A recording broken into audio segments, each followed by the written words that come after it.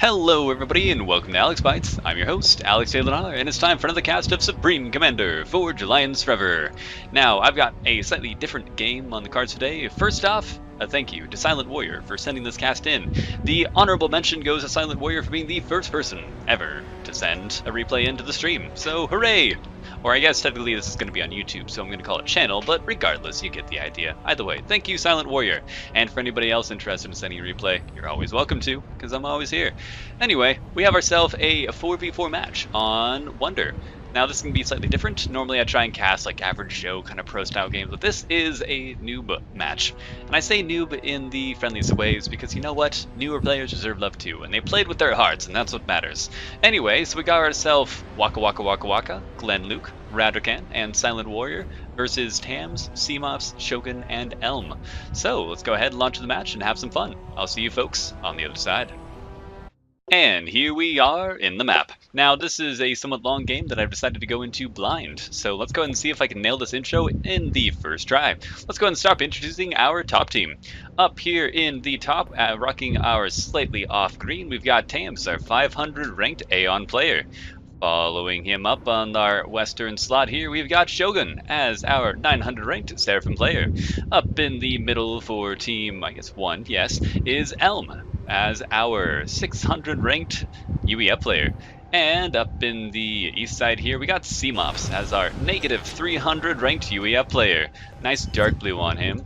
Slightly off blue for Elm, and Shogun is rocking the teal, because I forgot to say the colors. We'll figure it out. Anyway, up in the back here for Team 2, we've got ourselves Radrakkan. Radrakkan? Yeah, sure, I'll go with that. As our, there we go, slightly vomit-colored yellow, but no shame on him. Our 800 ranked Cybern player. Up here on the western spot for Team 2, we've got glen-luke as our yellow, highest ranked player actually, 1200 ranked Seraphim player. Up here in the middle, we've got Silent Warrior, our 700 ranked excellent color green, the best green Silent Warrior, so props to you. And up here on the right as our 200 ranked red Cybern player, we got WAKAWAKAWAKA, who gets the award for the most entertaining name I'll be saying on today's cast. Seriously, WAKAWAKAWAKA, WAKAWAKAWAKA. It's all about the civil pleasures, friends. Anyway, let's go ahead and scout here. Wonder 4v4 is a map that I'm not completely unfamiliar with. I think I've seen it in the Guilecaster too, but I haven't actually really looked at it in depth myself when I'm actually on the reins, so to speak. So let's go ahead and, for my sake at least, go ahead and take a quick look-a-loo around the map here. We've got ourselves quite a lot of scattered rocks all around the mountains, and a nice bit of reclaim kind of clustered up in the middle of these craters there, so we can definitely see people going for that. WAKAWAKAWAKA is going for the reclaim right away, and the first one to do so, so he's going to be grabbing quite a bit for the team. Excellent job.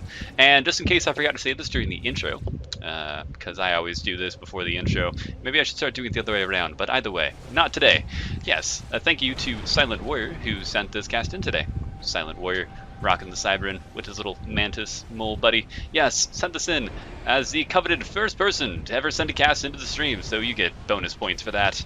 So I'll be rooting for you, but like not completely, you know. This is a ding-dong match apparently. So who knows how this is going to go for all the teams. Let's go and bump this up to +1 and start taking a look at the general order for, general build orders for that.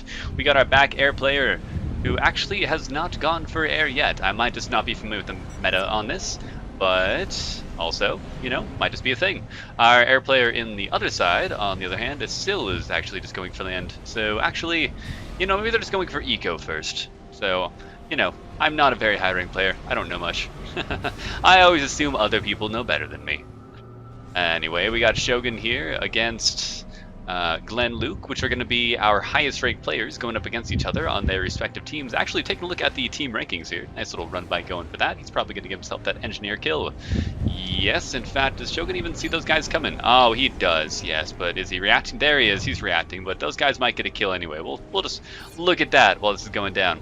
But yeah, as far as ranking is concerned there, we've got ourselves overall a very unbalanced match. So says the game, 22% game balance, which considering the fact that people expect 90% to be good balance, it is a little bit low. Also, very good job saving that engineer. Now he does have enough units to keep pressing this little raiding party there. In fact, it is Tham versus Sam. We have two Seraphim players touching against each other, so no excuses on who ends up being the weaker one, because they're all having the same strength. Oh, turns out this Sam ended up winning on the side. I was expecting him to go the other way. Oh well. We have ourselves a little calm battle in the middle there. A pretty equal amount of units. Actually, more artillery for glen-luke. So that's actually going to turn out worse, I think, for him in the moment. Except for the fact that he's going to pull the units away. Shogun is, because who wants to stand by an ACU getting shot at? Nobody. It's not fun. ACUs are tough. Anyway, WAKAWAKAWAKA has cleared out a very decent amount of reclaim up in the crater here.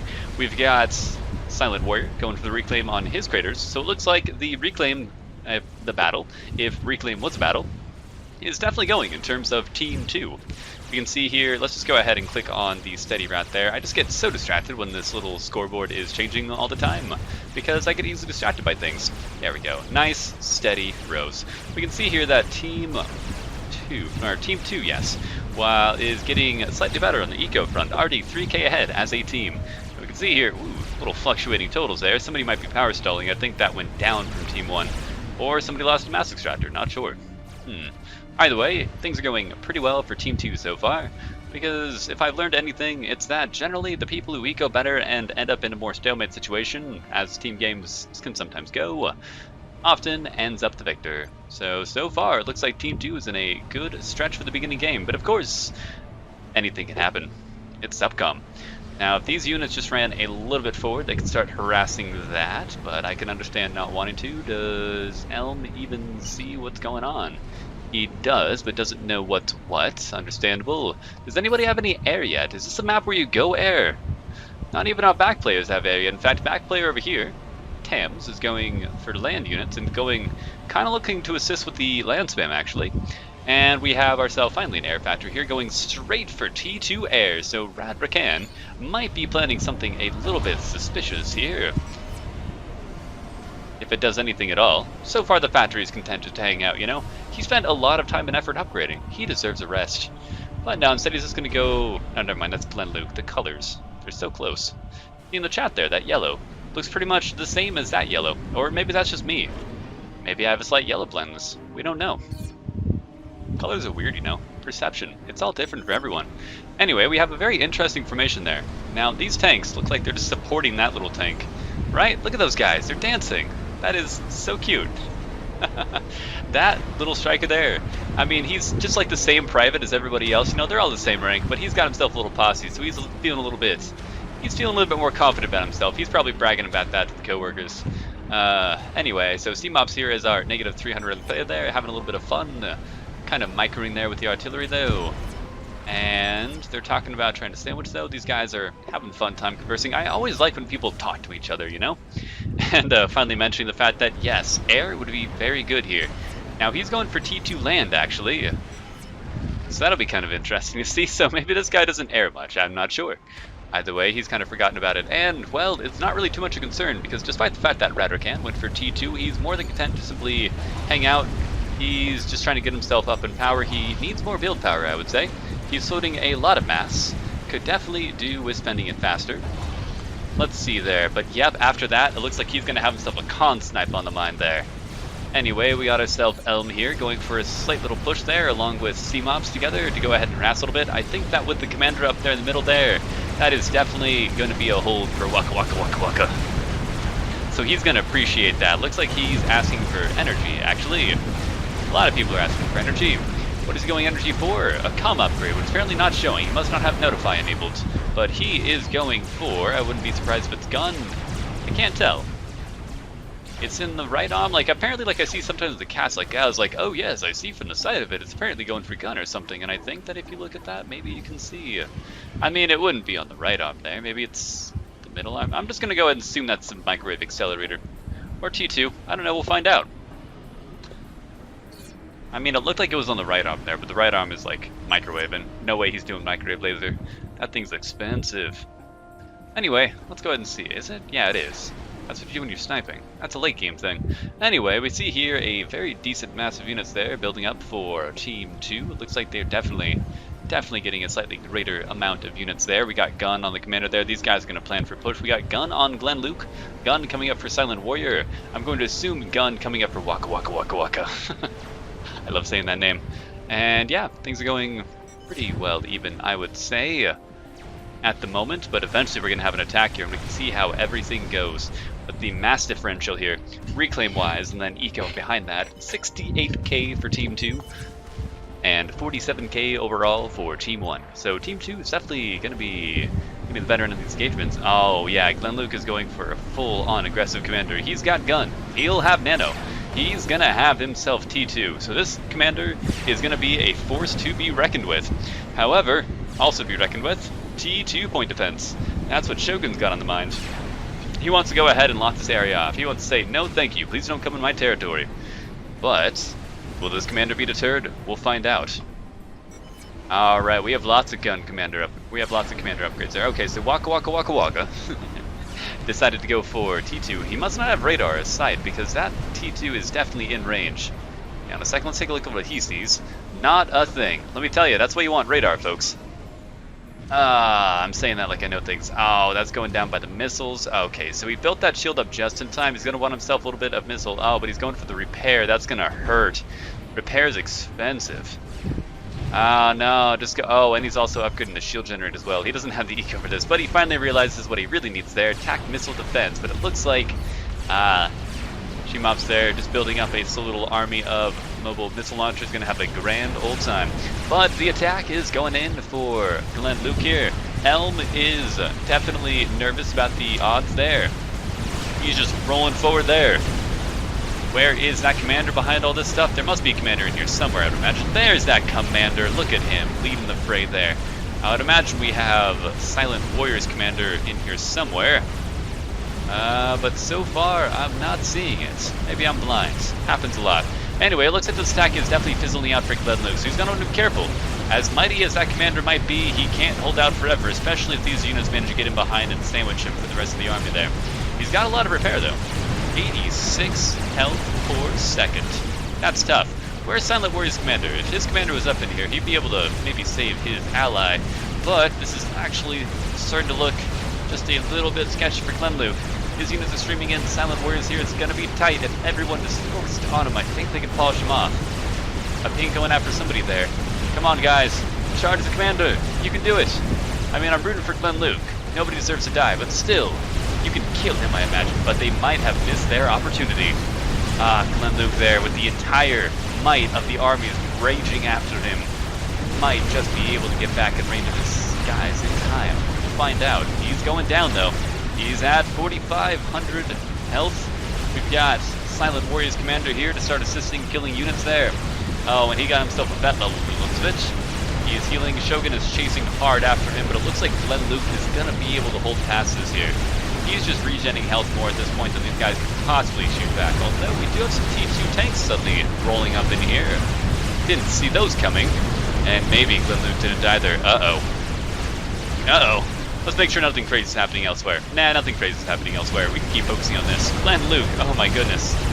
This man is in for a fight of their life. But it looks like, despite everything going down there, despite all the artillery shots raining down, despite the obsidians going after him, uh-oh, except he's in range of the artillery now. But he's doing a nice little dance there. That's called the, oh god, I don't want to die to artillery dance. And let me tell you, Glen-Luke nailed it. Alright, we have Corsairs coming in there. There we go, there's that T2 air coming in, but oh no, Radrakkan there, coming in. He gave up the ghost there. He let the team know that he was getting the Corsairs. He could have hidden that back. I mean, it was helpful, of course. It's always great to have a little bit of air assist there, but I think at that point it was unnecessary to have him instead. Now he's revealed his position before he had enough Corsairs to shove him off. Just like Shogun's going for T2 anti-air. I imagine that unless more Corsairs get out in time, he's actually maybe going to be okay. Now, I'm not certainly familiar with the DPS on the top of my head there, but I have a feeling that as long as he can get a little bit of anti-air, he's going to be just fine. Especially as these Corsairs are not taking care of the anti-air in the army. But I don't know. Could go either way. It looks like at the moment, Shogun is not doing it that great. We've just got missile versus missile defense fire going on at the moment. That should be fun there. It looks like, does he have enough shots at the moment? Nope. Oh my goodness, WAKAWAKAWAKA. You don't have enough, sir. You don't have enough tactical missile defense. You're gonna want more. All right, but either way, let's keep paying attention to the commander, who's actually dying. But yeah, as I feared, Radrakkan did not have enough Corsairs to finish it off. See, he gave the ghost too soon. The team knew about it. Ah, well, he tried though. Uh-oh, Waka Waka Waka. Not enough tactical missile defense. Oh, and he's outside of shields. Oh, and down Waka Waka Waka goes. Oh man, there goes my favorite name. But yes. Seemops there just spammed up tactical missile launcher, or mobile missile launchers there. Waka Waka Waka Waka did not build up enough defense to be able to hold it off. He stood still for too long, and he also didn't build up any units to push, because let me tell you, these things are squishy. But well, they did the job, and that's what matters. Now all of a sudden we have a giant old opening. Seemops here is feeling very proud of himself, I bet. Alright, Shogun here, apparently there's a dome. Is there? Now there is. He's like, just don't leave, but it looks like Shogun here might be suffering from power issues. Negative 300, 100 or so. Yeah, because he's building a power generator at maybe the wrong time. That could go poorly, but it looks like he has enough units in there, and there's currently no more air coming in from the other team there. So now we have just a horde of mobile missile launchers, completely unchecked, coming to wreak havoc in the base there. We've got Silent Warrior going ahead and reclaiming his fallen ally. Uh-oh, glen-luke here might be a little bit out of position. Actually, nah, he's fine. Doesn't look like there's too much T2 tanks in the mix here. A couple mobile missile launchers, and Ilsheva, but nah. glen-luke, all by himself, can more than handle this. Seriously. With that nano, 110 health per second, with 24,750 health. That's a lot of syllables, you know? That is a lot of health. Ooh. Someone's going for either artillery or tac snipe. Hang on a second. Who had those tac launchers? Were those tac launchers? There we are. Seemops here, really happy with how those mobile missile launchers fared. Decided to go for static launchers as well, and it looks like he is trying hard to go for some comm sniping. Unfortunately though, these guys are not standing still, and he doesn't know how to shoot against folks that are moving. Oh wait, no, he's going for batteries. I see. Well, 3 tactical missiles are actually overkill for a battery, but you know what? You can really appreciate somebody wanting to get the job done. Alright. But either way, Seemops is certainly getting damage done, so that's helping out. And still, actually, with losing a player, Team 2, take a look at the eco here. Team 2 has 245 mass income per second versus 143 for Team 1. Let me tell you, despite losing a player, this definitely looks like an unbalanced game. They're going to need to kill off glen-luke or something if they want to have a chance of staying in this game. And so far, that does not look to be in the cards there. We got ourselves a nice little army there from Silent Warrior. Going to go ahead and start just hammering through everything. They might want to move a little bit more to avoid the artillery shots, but honestly, those rhinos up front there are going to be able to kill everything, because there's no T2 there. And this army there just decided to run entirely past that fire base there. The T2 point defense there has a range of just about the entire area though, but it doesn't have a range over this way. And so, sadly, we see the downfall of fire bases, and that things can just simply go right past them. That's a shame, huh? That's what wall sections are for. Just put a whole bunch of wall sections like right over there, and then all of a sudden, no more walkie-walkie past your point defense. But then again, I always forget to build walls then too, so I can sympathize. He is going for tac missiles against the tanks, of all things. Interestingly enough. So Seemops there, what is the range of his tactical missiles anyway? So the better choice might be to go for this little batch of factories there. All you need is one tank or one missile on each one, and then down goes the land factories. This HQ here, if they did a little bit of scouting, but it looks like Team 1 has not scouted, so they do not know that this would be a lovely target. Oh, hang on a second. Holy Corsairs. Holy Corsairs not going for a comm snipe. Let's see here, actually. Is there much anti-air? Well, he's got a little bit of scattered T1 anti-air, which honestly wouldn't stand up much against the Corsairs. So if he knows about this, Radrakkan, has he done much scouting? Well, maybe. And this is why scouting's important. He can see the vulnerability here. Like, seriously, he goes in range of those guys. Sure, he took a bit of damage, but he could kill off that easily. And then the commander is just sitting there, vulnerable under his shields. He's got himself a nice little hydrocarbon bubble, or the hydrogen little molecule bubble. That's what I like to think of it. You know, you got two little atoms bonded together when you have the shields like that. It's cute. Anyway, just going for... I don't know why.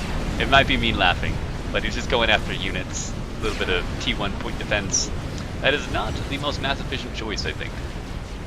But hey, you're shooting stuff, and And you know what? In the end, that's what matters.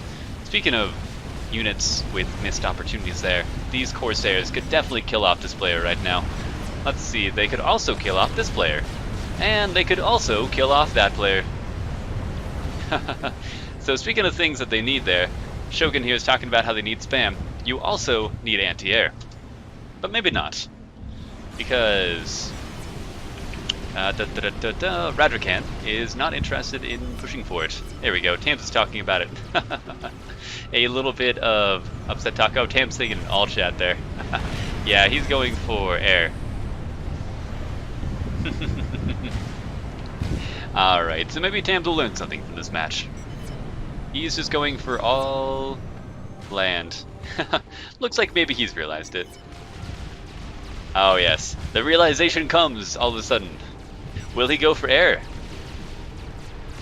The world will soon find out. Anyway, we have ourselves just a little bit of positioning there in the middle.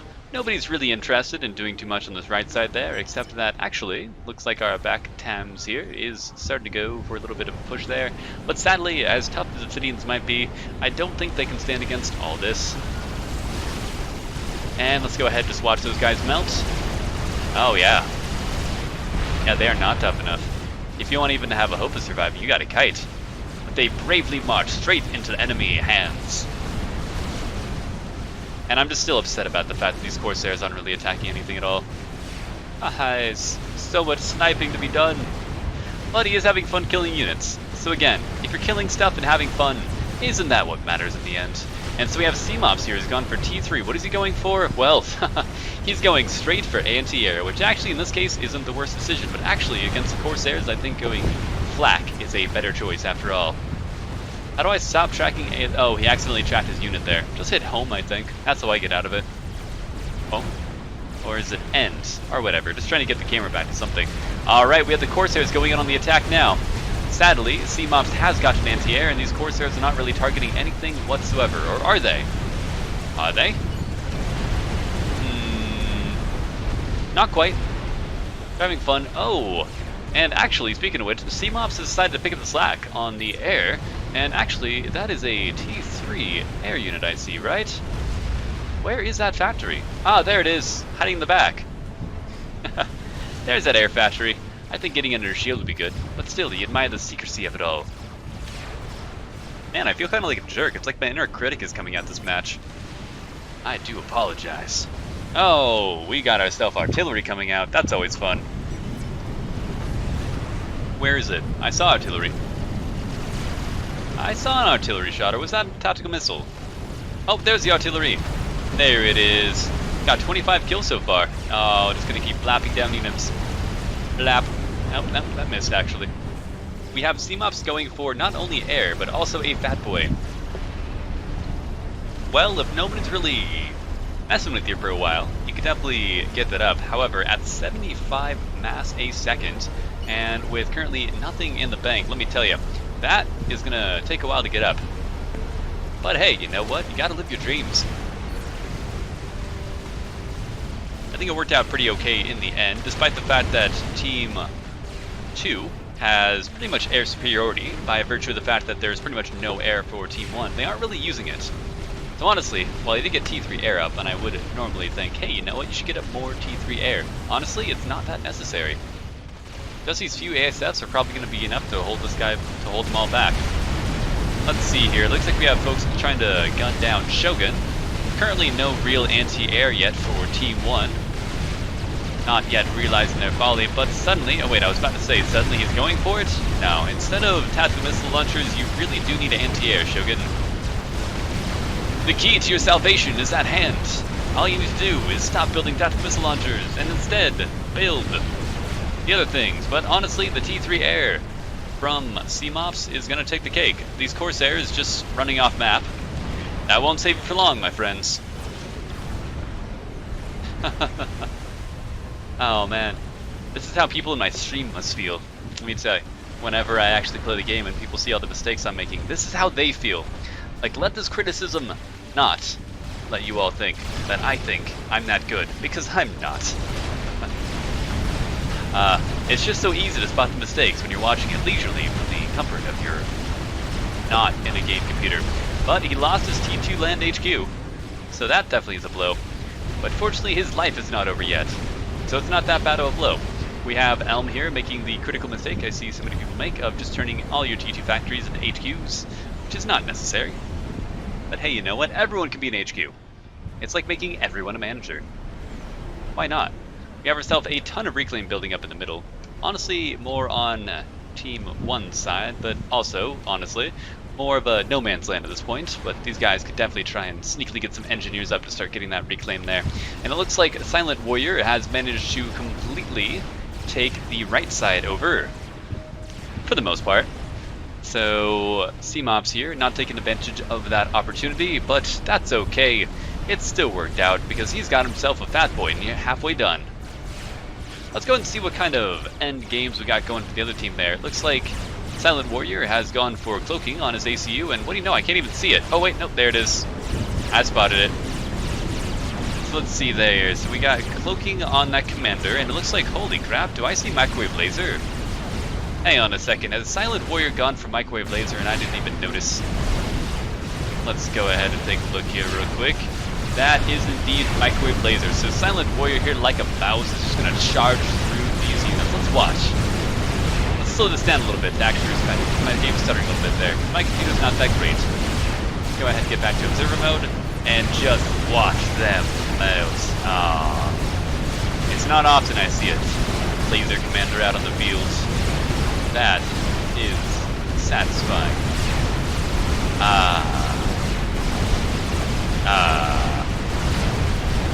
So Silent Warrior is going to be charging up there. Wait a second, these guys even see him, I wonder. So we did get cloaking, and it looks like these guys do not have any Omni of the sort.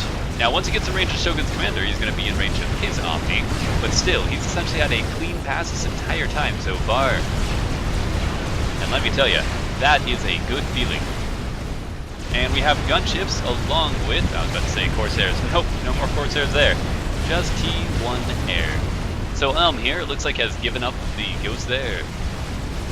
I think he hasn't quite, well actually he kind of ran out of units there, so he kind of broke a little bit there. But he's giving up now. Let's see, he must be able to see Silent Warrior now. Not quite. He's just out of Omni. I'm pretty sure the red circle is Omni. But he doesn't even see. Ouch. And just like that flap, down he goes. That's a fun way to use Cloak with laser. I'll have to keep that in mind if I ever play Cybran. Alright, and these guys don't want to give up here yet. Oh, come on, go for Elm. Target fire! Target fire, Radrakkan! But nah, he's not interested in killing commanders. He's happy just to run. Oh wait, never mind. I thought those were Corsairs again. Nah, they're T3. Tams is new, just having a fun old time there. Just building up his stuff. Having fun. 21 mass a second. Definitely newish. But it looks like we got, oh no, whalers, no! Whalers, stay on the comms! Nope, they're going for Tams. And yes, I remember what it was like when I was new. I got a lot of my newbiness taken care of in the campaign play before I started, but let me tell you, I still suck. So very much, so I can sympathize. Don't worry, Tams, you'll get it. Pretty much every map is back air player, I think.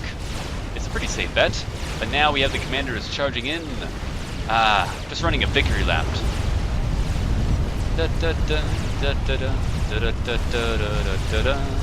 Just watch them march the commanders. A little bit of units coming in, back and forth there. Elm not giving up at least, but doesn't really have too much of the cards there yet. And now we just watch the slow melt. And actually, Seemops here, so close to getting that fat boy. At this point, just reclaim some stuff and just get that fat boy up faster. But he's so nearly there. So let's see if a fat boy can help turn the tide for Seemops. The last stand. But he's going to have himself a tough struggle there. Without any Omni, he's not going to be able to see Silent Warrior whatsoever. But oh, now I just want to see that fat boy go up. That'll make this all worthwhile, everybody. Come on. 12,000 health just about.